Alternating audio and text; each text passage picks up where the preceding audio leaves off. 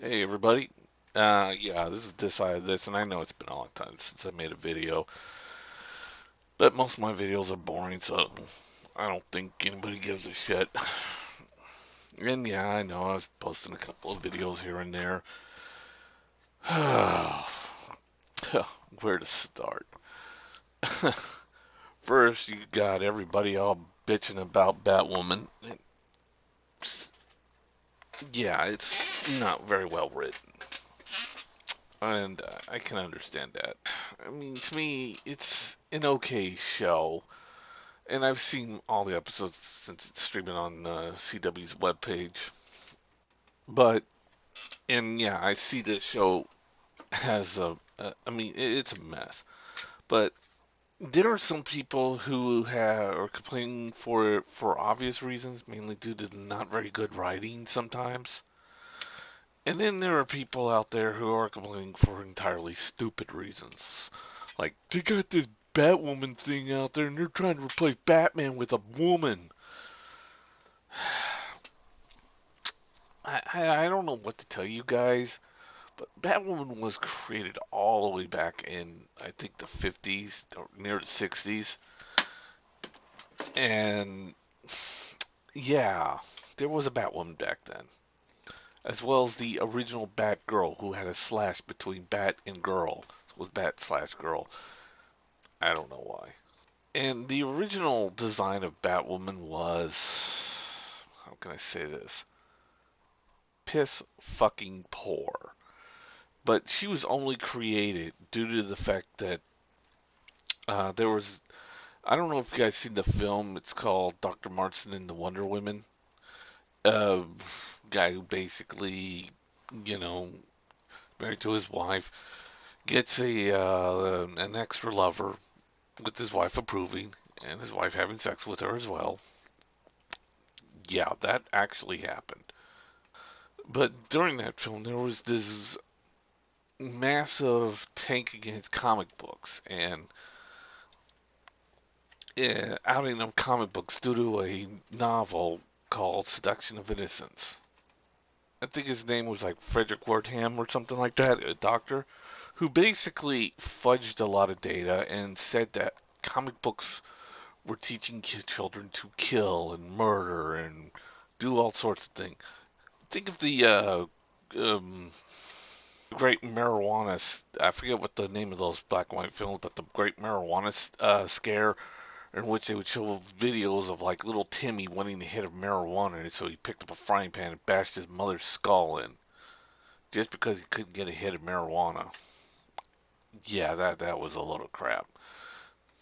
And the main reason why he really wrote the book was this because he had a shelter for children, and of course back then there weren't very many shelters for children, and the government really didn't give any shit. But a bunch of senators, mainly Republican, by the way, Dr. Winston was a Democrat, even though the senators were all Republicans. But they used the book to cancel a series of comics called "The Tales from the Crypt" or "In the Vault of Horror" and all that other shit. And they shut down their publisher, which sadly worked back then. But as you know, if you got HBO or the HBO series collection known as the Tales from the Crypt live action series, or the old 1970s Tales from the Crypt. And Tales from the Crypt has made a resurgence. In fact, the comic book code was created because of this scare. And these colleges, they would literally pack all these comic books during the scare and literally burned them. Yeah, we had book burning, even though they were like, oh, they're just comic books. There's a reason why the Golden Age is such a rare, is more rare than the modern age or the Silver Age, because most of the Golden Age comics were destroyed. Especially when it came to the horror comics and the violent comics.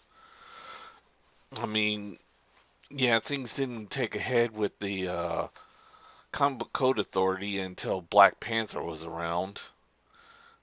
And yeah, the comic book authority code, or the comic book code authority, basically said that you couldn't have black people as superheroes.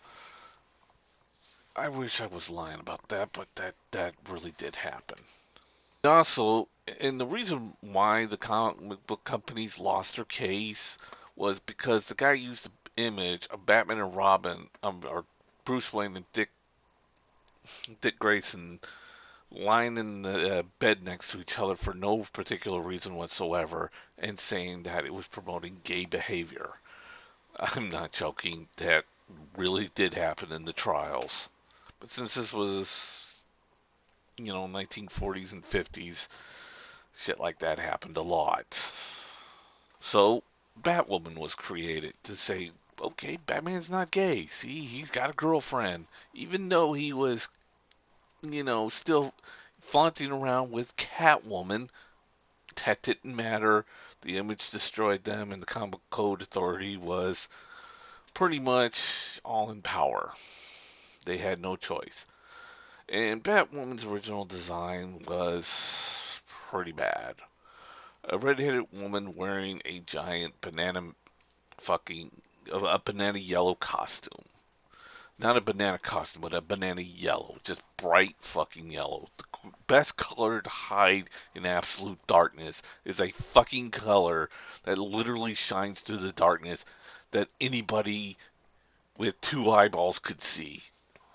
Where's the eye? I don't know. Why don't we ask the fucking yellow spot that keeps walking around that I can obviously see in the shadow? That anybody could see in the fucking shadow. And by the way, the new Batwoman, I'm not gonna get the two women confused because the identity of the original Batwoman was the sister that was killed in the newer series. And as for the sister that is now Batwoman, it never existed until recently, and they decided to make her into a lesbian, which I didn't give a shit about. And it's also, when you hear my story, you kind of understand why they made her into a lesbian. I mean, it made fucking sense. Unfortunately, Dan Didio was in charge of DC at the time, and his best backstory was, why is she going around fighting crime? When somebody asked, and his answer was quite literally, she's a lesbian. What, you don't like lesbians? Or are you against gay people? They were asking, why the fuck is she putting on a costume and fighting criminals, dumbass? He stood like that until Bob Harris finally ended up taking over and actually put a backstory on her. And Bob Harris is the current editor in chief of DC Comics, and he basically said, backstory, actual fucking backstory. And that is where we get the new backstory for Batwoman. I mean, if you come out with a female lesbian character who's fighting crime, and your only answer is, if if you're asking me reasonable questions about this character, and I'm gonna get up and scream, what, you don't like gay people now? You're against gay people? That's not a good fucking answer. That's you shooting yourself in the foot and then shoving it as far up your ass as you normally can possible. People need reasons why characters do things. They also need their characters to have faults. That's why people aren't happy with the Star Wars films, because, that uh, Daisy Ripley or Ray was what they called a Mary Sue. Now, I haven't seen the film because I don't see crap. I mean, crap films anymore. And I mean it. This film is pure shit. But I don't need to see a Mary Sue who can do everything so fucking perfectly, and like every male does nothing but trip over their feet like constant idiots. or watch Princess Leia literally fly through space with the Force. Ugh, I really feel sorry that Carrie Fisher passed away though. Now that was sad, but seriously, what the flying fuck with Last Jedi? And of course, you got the new Ghostbusters film coming out, and you got critics saying fuck the Ghostbusters film, and you're just giving these fanboys what they want because they're pissed off that their Ghostbusters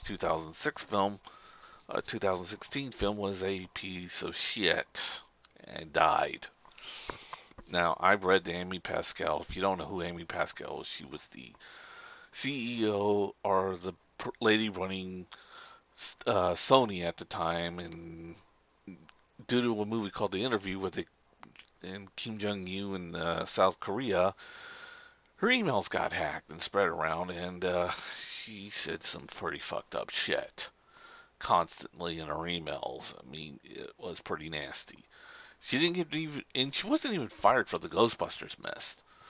And even though the Ghostbusters movies flopped bad, she was fired mainly because of nasty shit she said about President Obama, well, mostly racist stuff, as well as saying really nasty stuff about Annalena Jolie, the actress.